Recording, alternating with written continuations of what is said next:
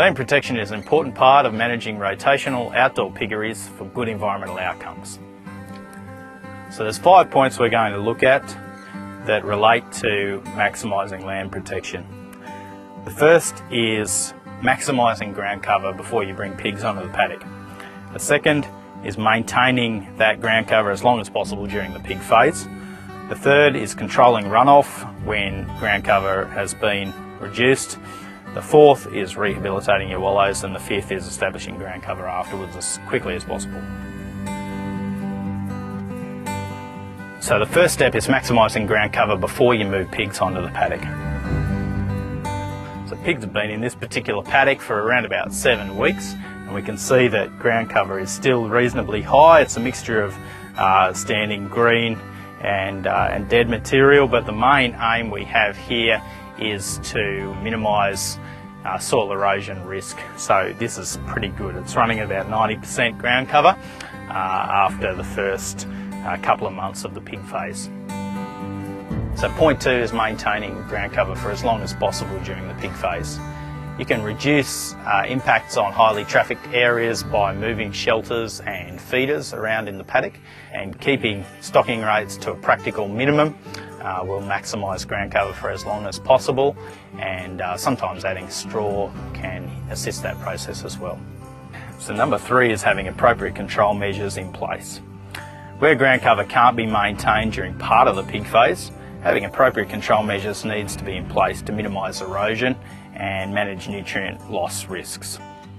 Now this can be through having contour banks, filter strips or terminal ponds, and it's particularly necessary where you have sloping blocks or where ground cover is low and difficult to maintain and during high rainfall seasons. But maintaining vegetative filter strips in all areas where water moves on the farm will do a couple of things. It will hold back sediments if any comes off caused by erosion, and it will also absorb nutrient. Now the ideal grass for your veg filter strip areas are these kind of runner forming grasses, and they'll do the best job of minimising erosion and maximising sediment control.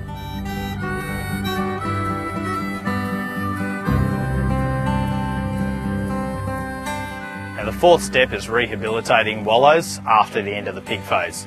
Now wallows are essential for animal welfare reasons, but at the end of the pig phase they're going to need to be backfilled.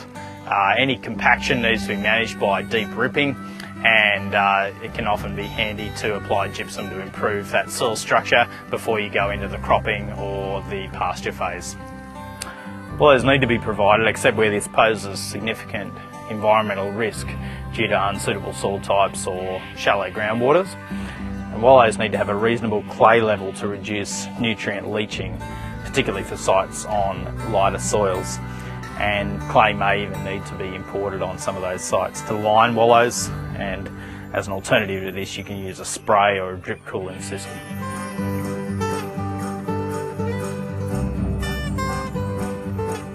Number 5 is establishing ground cover afterwards. Pasture or crops need to be established as soon as practical after the completion of the pig phase to utilise nutrients. Ideal crops are those with high nutrient uptake and removal. A forage crop or cut for hay or silage is ideal, or a grain crop with baling of the straw.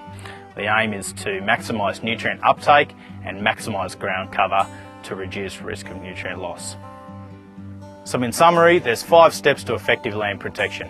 The first is maximising ground cover before pigs are brought onto the paddock. The second is maintaining that ground cover for as long as possible during the pig phase. The third is having appropriate protection measures when ground cover is diminished. The fourth is rehabilitating paddocks and especially areas such as wallows after the pig phase.